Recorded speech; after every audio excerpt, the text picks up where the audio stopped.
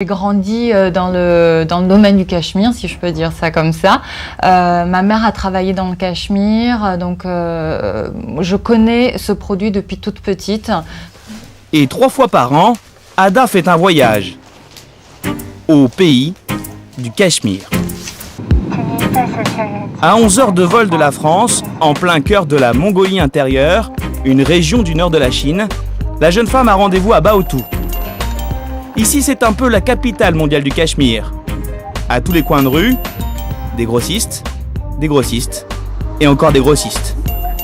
La ville compte plus d'une quinzaine d'usines de fabrication.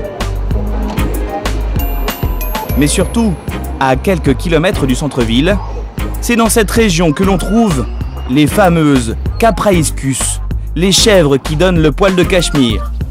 Dans ces plaines arides, proches du désert de Gobi, on en trouve près de 10 millions. Des bêtes qui aiment le froid, et c'est l'hiver, rigoureux ici, qu'elles fabriquent le poil si doux et si précieux. Voilà, c'est là. Il dit c'est cette couche-là, le Cachemire. Il est en train de le montrer là. Sous l'épais manteau de poil se cache une fine couche de cachemire près de la peau.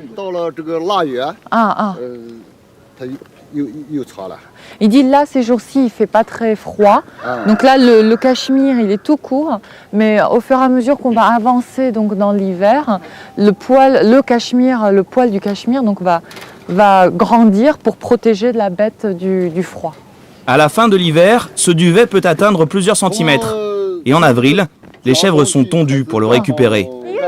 L'an passé, avec ses 400 chèvres, Van a réussi à produire 500 kilos de cachemire. À 150 yuan, 15 € le kilo, il a gagné 7500 € sur l'année. Une aubaine pour un fermier en Chine. Alors ces bêtes, il y fait très attention. Surtout à ces chevreaux nés il y a 15 jours.